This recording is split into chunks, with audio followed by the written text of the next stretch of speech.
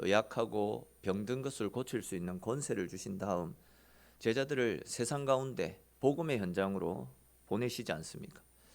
그 말씀을 따라 이제 제자들은 세상 가운데 나아가서 말씀을 전파하고 많은 귀신을 쫓아내고 병든 자들을 치료해 주었습니다. 이렇게 이제 제자들에 의해서 그들이 가는 곳곳마다 복음의 능력들이 두루두루 나타나니까 온 나라가 난리가 났던 모양입니다. 우리 오늘 본문 14절에 기록된 말씀 한번 같이 읽어보겠습니다. 같이 읽겠습니다. 이에 예수의 이름이 드러난지라 헤롯 왕이 듣고 이르되 이는 침례 요한이 죽은 자 가운데서 살아났도다.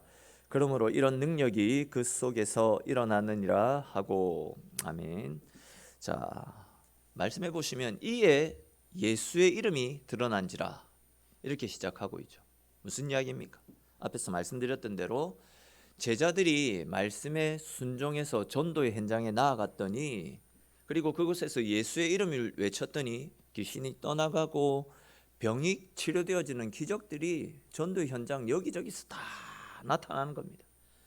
그렇게 되자 순식간에 제자들이 외쳤던 그 예수의 이름이 갈릴리 온 지역으로 다 퍼져나갔던 겁니다. 그리고 그 소문이 당시 그 갈릴리 지역을 다스리고 있었던 분봉왕 헤롯의 귀에도 들어가게 되었습니다. 오늘 본문에서는 그냥 헤롯 왕이 듣고 이르되 좀 간단하게 이 장면을 묘사하고 있지만, 오늘 본문과 병행 구절인 누가복음 9장 7절 말씀해 보시면 헤롯이 이 말을 듣고 심히 당황하여 라는 표현이 나타납니다. 그러니까 예수의 소문을 듣고 심히 당황하였다라고 그렇게 표현을 한다라는 거죠. 근데 여러분, 이 헤롯 왕은 예수님의 제자들이 기적을 일으키는 이 복음의 능력이 나타나는 그 소리를 듣고 왜 그렇게 당황을 하는 것이겠습니까? 그 이유를 이제 14절 중반 이후에 나타나는 말씀에 쭉 기록하고 있는데, 보시면 지금 헤롯 왕은 예수님의 제자들을 통해서 기적이 나타나고 예수님의 소문이 들려오자 일전에 이제 자기가 죽였었던 세례 요한이 다시 살아나서 그 영이 예수에게로 들어간 것이다, 이런 생각을 했던 모양입니다. 즉 자기가 죽였던 요한의 영이 살아나서 예수에게 들어갔기 때문에 지금 여기저기에서 예수의 이름으로 능력이 나타나고 있고, 결국은 그 예수가 자기에게 복수를 하기 위해서 찾아올 것이다, 이런 생각을 했기 때문에 지금 심히 당황하고 불안해하는 것입니다. 근데 이제 보시면 오늘 본문에서는 헤롯이 어떤 이유로 세례 요한을 죽이게 되었는지 그 과정들을 세세하게 기록을 하고 있습니다. 일전에 제가 이제 헤롯 가문에 대해서 말씀드린 기억이 있는데, 그냥 이제 오늘 본문과 관련해서 간단하게만 다시 언급하면, 예수님이 태어나실 당시에 동방 박사들이 헤롯에게 찾아가 가지고 유대인의 왕으로 나실 리가 태어난 것 같은데 그 왕이 어디 있습니까? 라고 물어보지 않습니까?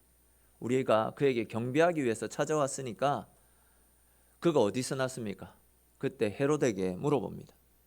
그때 이제 자기의 자리에 위협을 느꼈던 나머지 2살 이후에 모든 남자애를 죽이라라는 명령을 내렸던 사람이 대헤롯이라는 사람입니다. 대헤롯. 그때에는 대헤롯 혼자서 이스라엘 전체를 다스리고 있었습니다.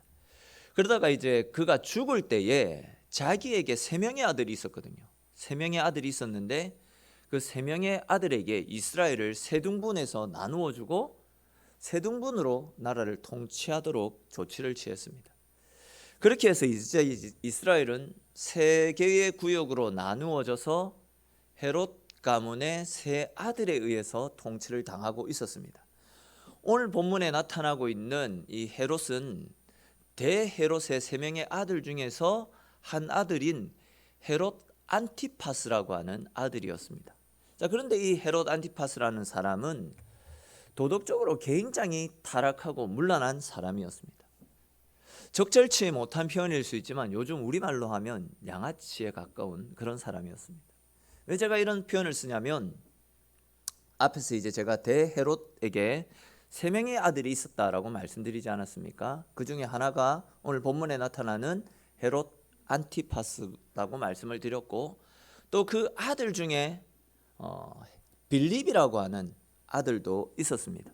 이 빌립과 오늘 본문에 나타나는 이 헤롯 안티파스는 이복 형제지간이었습니다. 근데 이 빌립, 헤롯의 동생인 이 빌립의 아내가 굉장히 탁월한 미모를 가지고 있었던 모양입니다.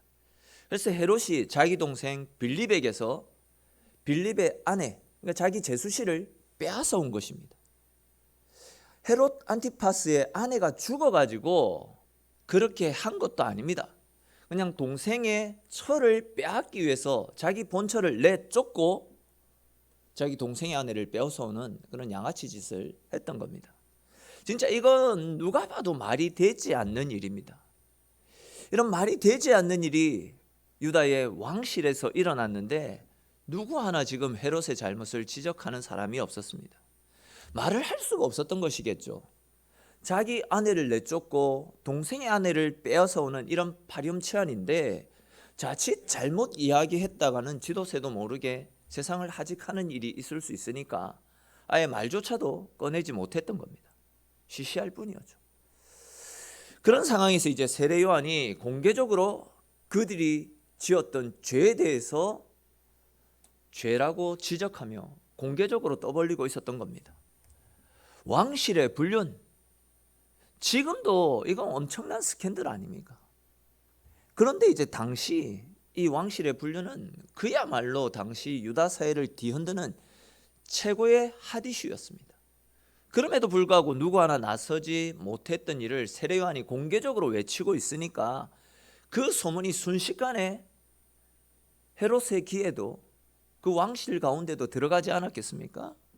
헤롯도 헤롯이지만 17절 말씀해 보니까 이 여자를 위해서 사람을 보내어 요한을 잡아 가두었다라는 이 표현에서도 알 수 있듯이 자기들의 죄를 지적하는 요한의 메시지를 그 헤로디아는 견딜 수가 없었던 모양입니다.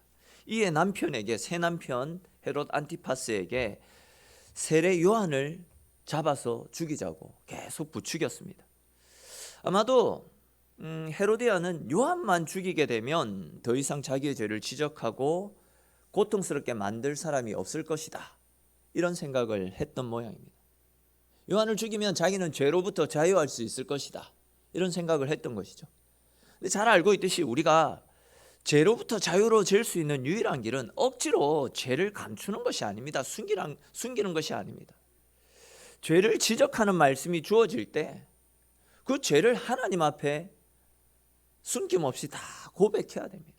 십자가 앞에 우리의 죄를 가지고 나아가서 전심으로 주님을 찾고 엎드려 회개하며 주께 엎드릴 때에 십자가는 우리의 모든 죄와 허물을 사하시고 우리의 죄를 용서해 주시거든요. 근데 이런 십자가의 은혜를 누리기 위해서는 내가 죄인이라는 것을 알아야 됩니다. 내 속에 죄가 있다는 것을 인정해야 됩니다. 억지로 숨기고 감추게 되면요, 제사함의 은혜를 누릴 수가 없게 되는 겁니다. 우리 잘 아는 마태복음 9장 12절 말씀 한번 같이 읽어볼까요?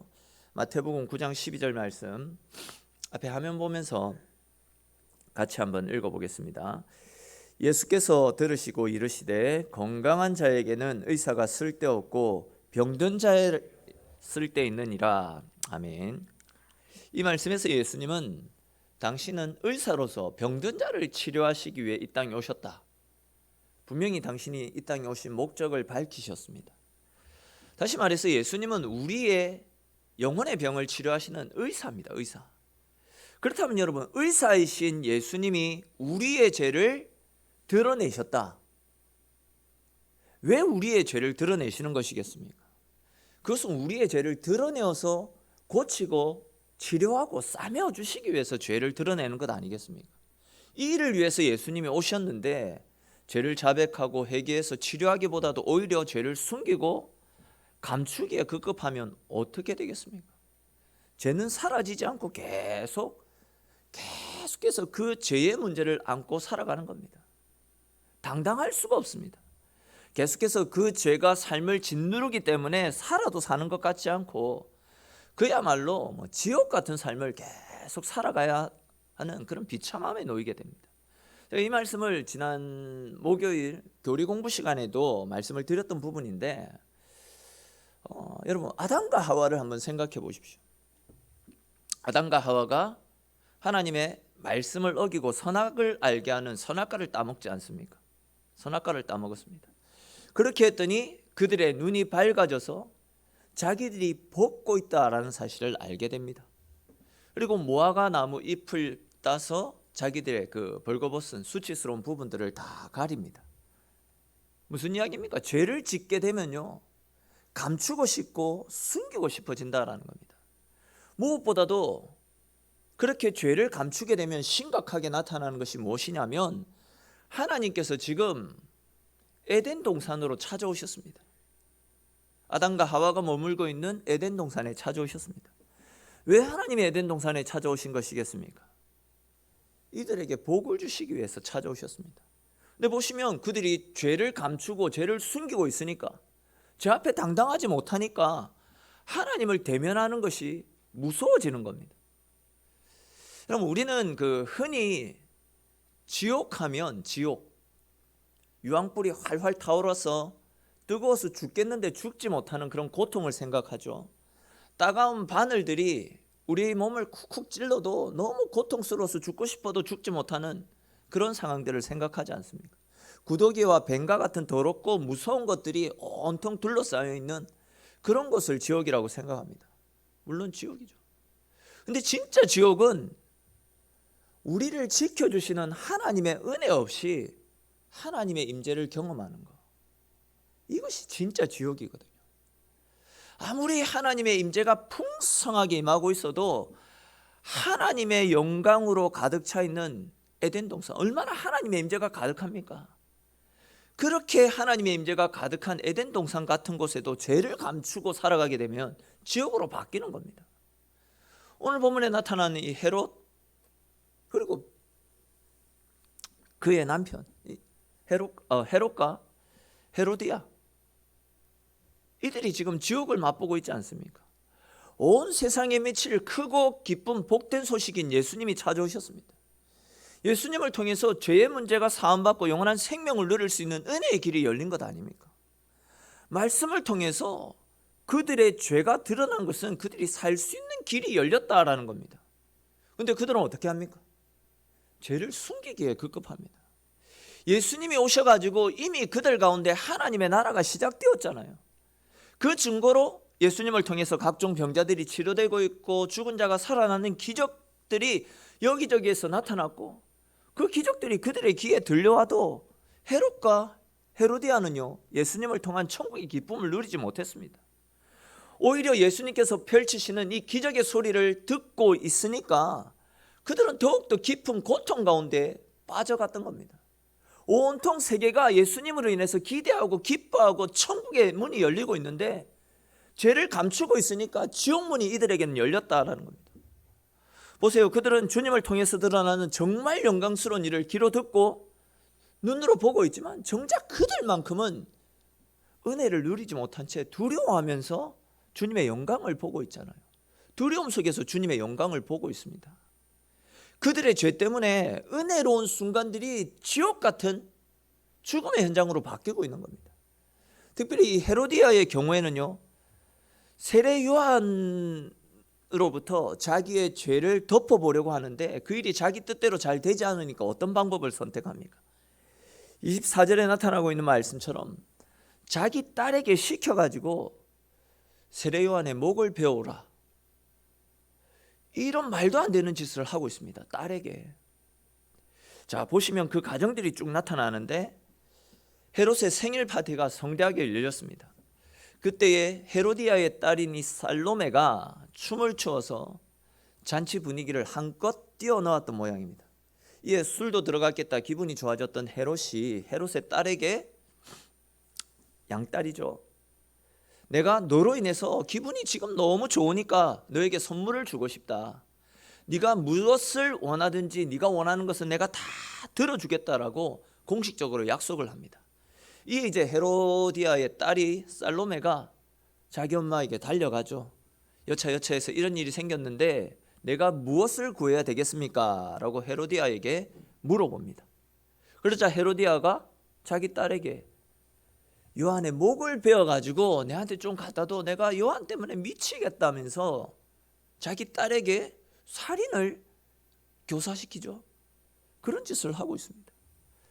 모든 고관 대신들 앞에서 네가 무엇을 이야기하든지 내가 다 들어주겠다, 공식적으로 선언을 했기 때문에 헤롯이 결국 자기 마음과는 조금 달랐지만 요한을 죽여서 목을 베어서 주게 됩니다. 여러분, 세상에 어떤 부모가 자기 딸을 시켜가지고 다른 사람의 목을 베는 이런 말도 안 되는 소원을 이야기하라라고 이야기하겠습니까? 그렇게 해서라도 자기의 죄를 감추고 싶었던 것이고, 달리 표현하면 그만큼 그 죄 때문에 그의 삶이 피폐하고 메말라가고 죽어 있었다라는 겁니다. 보세요 여러분, 헤로디아는 왕비의 신분입니다. 왕비입니다. 힘을 가지고 있습니다. 재물을 가지고 있습니다. 거기에다가 얼굴까지 굉장히 예쁘고 아름답습니다. 말 그대로 모든 것을 다 가지고 있는 완벽한 여인입니다. 근데 죄의 문제가 해결되지 않으니까 마음에 평안이 없는 겁니다. 다른 사람은 다 천국의 기쁨을 누리고 있어도 그녀만큼은 지옥입니다. 지옥. 달리 표현하면 돈과 권력은 우리의 삶을 편안하게 해줄지는 모르겠지만, 편리하게 해줄지는 모르겠지만 절대 우리 속에 평안함을 가져다 주지 못한다라는 것을 엿볼 수 있습니다. 헤로디아를 보세요. 자기도 자기 죄 때문에 평안하지 못하다라는 것을 알고 있었습니다. 그렇기 때문에 그녀가 선택한 것이 무엇입니까? 자기 죄를 숨기기 위해서, 자기 죄를 감추기 위해서 자식에게 사람을 죽이도록 시키는 이런 천륜을 범하는 또 다른 죄를 파생시키고 있지 않습니까? 죄가 죄를 낳는 겁니다. 죄의 문제를 처리하지 못한 채 살아가는 사람들은 이렇게 비참해질 수밖에 없는 것입니다. 우리 이와 관련해서 시편 51편 말씀을 같이 보면 좋겠다 싶은데, 이 시편 51편 말씀은 우리 성경에서 한번 찾아보십시오. 방송은 그냥 말씀을 좀 준비해 주시고 여러분들은 51편을 한번 찾아보십시오.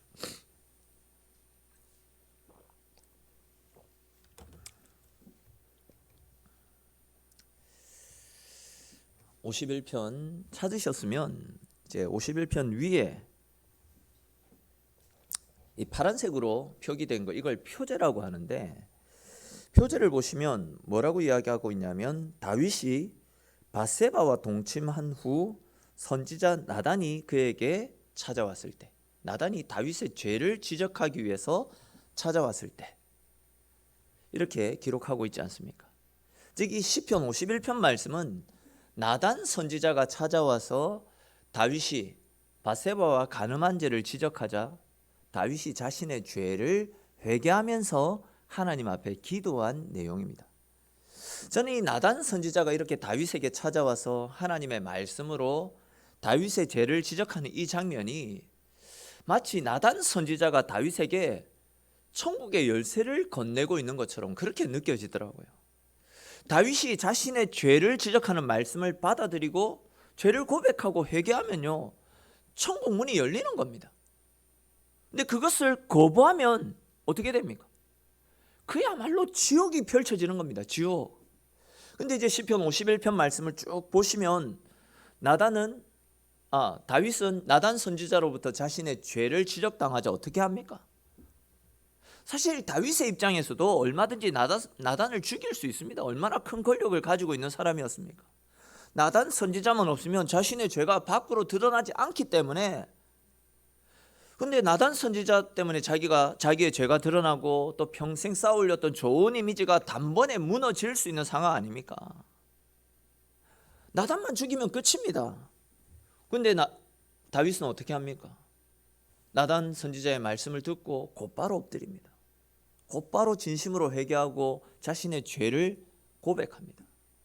이 51편 말씀 오늘 집에 가셔가지고 한번 살펴보십시오. 그냥 오늘은 시간 관계상 우리 51편 7절부터 11절까지 말씀만 같이 한번 읽어보겠습니다. 51편 7절부터 11절까지 말씀 같이 한번 읽어보겠습니다. 우슬초로 나를 정결하게 하소서. 내가 정하리이다. 나의 죄를 씻어 주소서. 내가 눈보다 희리이다. 내게 즐겁고 기쁜 소리를 들려주시사 주께서 꺾으신 뼈들도 즐거워하게 하소서. 주의 얼굴을 내 죄에서 돌이키시고 내 모든 죄악을 지워주소서. 하나님이여, 내 속에 정한 마음을 창조하시고 내 안에 정직한 영을 새롭게 하소서. 나를 주 앞에서 쫓아내지 마시며 주의 성령을 내게서 거두지 마소서. 아멘. 보시면 다윗은 자신의 죄를 쭉 고백합니다. 우리 정말 간절한 마음으로 11절에 고백을 합니다. 우리 11절 말씀만 다시 한번 읽어봅시다. 11절 말씀만 다시 읽겠습니다. 나를 주 앞에서 쫓아내지 마시며 주의 성령을 내게서 거두지 마소서. 아멘. 정말 중요한 기도거든요. 나를 주 앞에서 쫓아내지 마시고 주의 성령을 내게서 거두지 마소서. 여러분, 다윗이 왜 이런 기도를 하나님 앞에 드렸는지 아십니까? 그는 사울 왕이 죄를 짓고 범죄해서 하나님의 임재와 주의 성령이 사울 왕에서 떠난 상태를 직접 눈으로 목격했잖아요. 하나님의 임재와 주님의 성령이 떠나간 사람이 얼마나 비참하게 살아가는지 다윗은 사울을 보면서 계속해서 그 사실을 알았기 때문에 하나님, 제가 죄를 지었지만 제발 용서해 주시고 제발 나를 주님 앞에서 쫓아내지 마시고 주님의 성령을 내게서 거두지 마십시오. 이런 기도를 드렸던 겁니다. 구약시대에는 주님의 성령이 왕에게 찾아가셨거든요. 기름을 붓는 행위가, 왕에게 기름 부어서 안수하는 행위가 주의 성령을 부어주시는 행위거든요. 근데 사울에게서 주의 성령이 떠나가고 다윗에게 주의 성령이 임재하지 않았습니까? 주의 성령을 내게 거두지 마옵소서. 주님, 나와 함께 해 주십시오. 사울을 통해서 주의 성령이 떠나간 사람이 얼마나 비참한지, 죄로 인해서 짓밟힌 사람이 얼마나 처참한지 알았기 때문에 다윗은 이런 기도를 드리게 되었던 겁니다. 그러니까 이제 말씀을 통해서 우리의 죄를 보여주실 때에 이런 진정한 기도와 진정한 회개를 통해서 주님의 자비하심을 구해야지 우리의 영혼이 되살고 성령에 만져주시는 은혜로 우리가 새롭게 이겨나갈 수 있는 것이지, 헤로디아처럼 숨기고 감추려고 하면 안 됩니다. 또한 헤롯처럼 내가 이것을 처리해야 되는데 어떻게 하지? 이러지도 못하고 저러지도 못하고 갈등만 해서도 안 됩니다. 여러분, 모든 사람들은요, 주님의 그렇게 되면 이 헤로디아와 이 헤롯처럼 자기 죄를 감추고 이러지도 못하고 저러지도 못하고 있으면 모든 사람들은 주의 임재를 목격하면서 은혜를 누리고 있는 현장 가운데서도 자기는 은혜를 누리지 못한 채 말 그대로 지옥 같은 삶을 살아가고 마는 것입니다.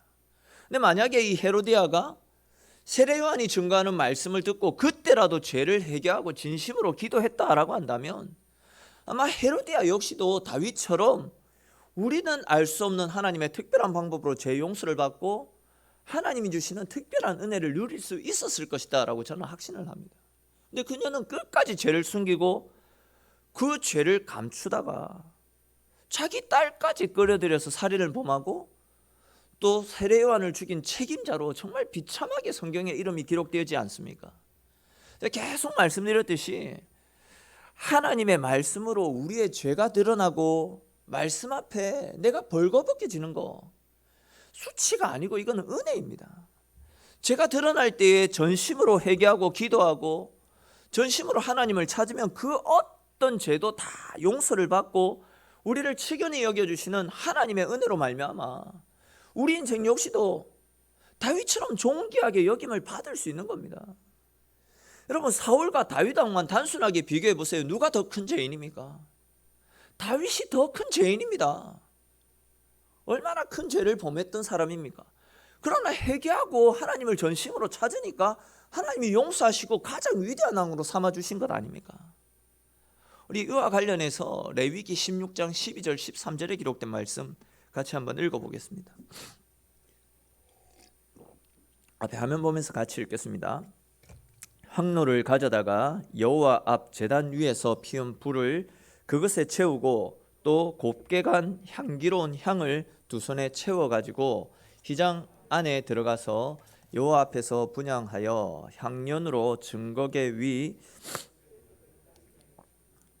그리하면 그가 죽지 아니할 것이며. 아멘. 자, 화면 한번 띄워 주실래요?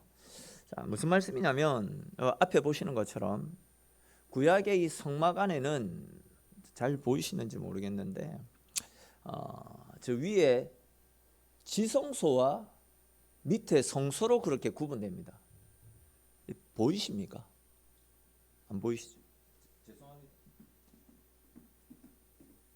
여기 성전인데 여기 지성소입니다. 지성소. 그리고 여기 성소입니다. 여기 성소. 그리고 이 지성소와 경계선 앞에 금향단이라고 향단이 있습니다. 이거 조금 이해하셔야 돼서 제가 움직였는데, 이렇게 지성소와 성소로 구분되고 지성소 앞에 향단이 있습니다. 향단. 그런데 이 지성소는 하나님의 법궤가 보관되어져 있는 거룩한 곳 아닙니까? 아시는 것처럼 하나님의 임재가 강력하게 임하게 되면 죄인들은 다 죽게 됩니다. 뭐 아시는 부분이라서 그냥 넘어가는데, 그렇기 때문에 이 지성소는 아무나 들어갈 수 있는 곳이 아닙니다. 오직 대제사장만이 대속죄일에 1년에 딱 한 번만 들어갈 수 있습니다. 근데 화면 계속 좀 띄워주실래요? 그런데 이제 대제사장도 죄인 아닙니까? 죄인. 대제사장도 죄인이기 때문에 지성소에 들어갈 때 그냥 들어가면 안 됩니다. 화면 계속 좀 띄워주세요. 지성소 앞에 지성소에 들어가는 방법이 있었는데, 그것이 무엇이냐면 제가 앞에 지성소 앞에 분향단이 있다라고 말씀드렸습니다. 대제사장은 이 지성소로 들어가기 전에 분향단에서 향을 피웁니다. 그래서 이제 그것을 향로에다가 넣고 그 향로를 가지고 지성소 안으로 들어가야만 했습니다. 그렇게 이제 지성소 안으로 들어가면 지성소는 깜깜하거든요. 아무것도 안 보이거든요. 근데 이제 분향단에서 나오는 향이 사람의 냄새를 가리고 사람의 죄를 가려준다라고 합니다. 사실 뭐 그 분향단 향이 실제로 죄의 냄새와 사람의 냄새를 가리는 것은 아니겠죠.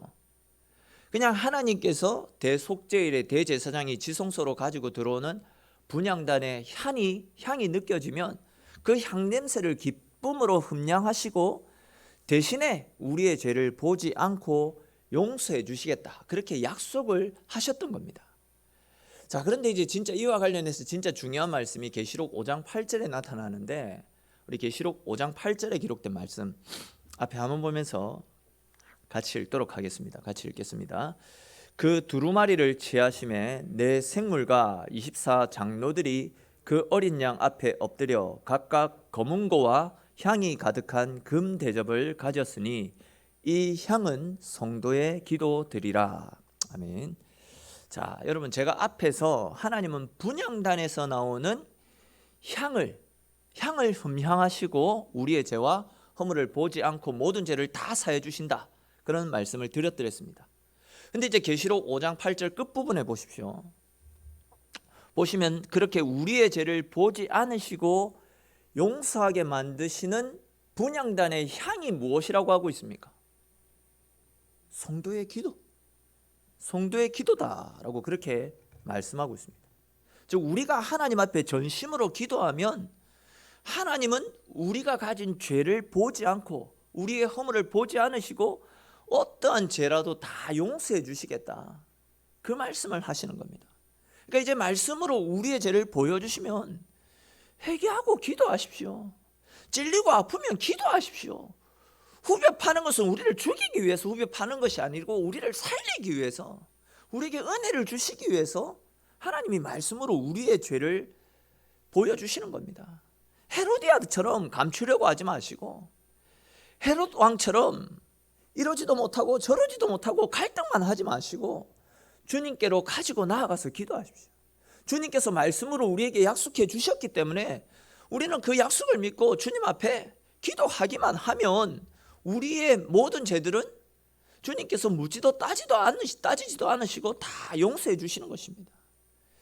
여러분, 우리가 하나님께 예배드리는 이 시간이 바로, 우리가 지금 앉아있는 이 예배의 시간이 바로 말씀을 통해서 우리를 향하신 하나님의 마음을 들려주시고 또한 우리의 약하고 부족한 부분들을 가르쳐 주시는 시간입니다.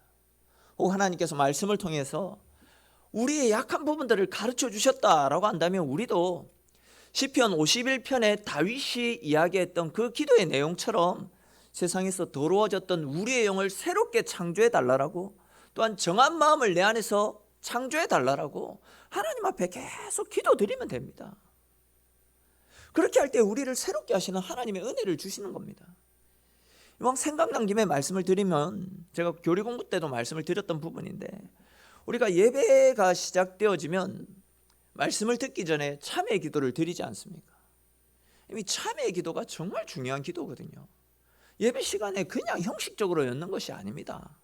앞에서 계속 말씀드렸듯이 하나님은 우리가 진짜 전심으로 기도드리면 우리가 올려드리는 기도의 향기를 받으시고 우리의 죄를 다 용서해 주시거든요.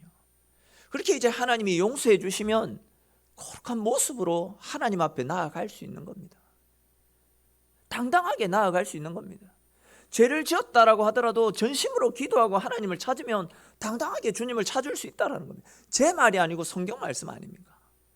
그러나 참회의 기도를 그냥 습관을 따라 형식적으로 그냥 드리게 되면요, 아무런 사죄의 은혜를 누리지 못한 채 예배를 드리게 됩니다. 그렇게 되면 예배 자리에 하나님께서 함께 하시고 하늘의 임재가 가득 차고 넘쳐나는데, 그래서 다른 사람들은 은혜를 받아 누리며 천국의 기쁨을 누리고 있는데 나는 하나님의 관계가 막혀 있어가지고 졸립고 지겹고 따분하고, 그렇게 예배를 드리는 것이 아니라 그냥 예배를 보고 가는 겁니다. 내가 주체가 되어서 예배를 보고 그냥 은혜 안 되네, 그렇게 가고 마는 것입니다. 얼마나 안타까운 일입니까? 이제 말씀을 맺겠습니다. 여러분, 하나님의 말씀에 귀를 기울이십시오. 그리고 말씀대로 행하십시오. 피하지 말고 숨지 마시고 하나님께 기도하고 전심으로 회개하고 전심으로 하나님을 찾으십시오. 그것이 우리가 잘되고 하늘의 복을 받아 누리는 방법임을 꼭 기억하시고 언제나 말씀대로 믿고 말씀대로 살아가심으로 하나님과 교제하며 하나님 주시는 천국의 기쁨을 누리며 주님 안에서 승리하는 저와 여러분들의 삶이 될 수 있기를 주님의 이름으로 축원합니다.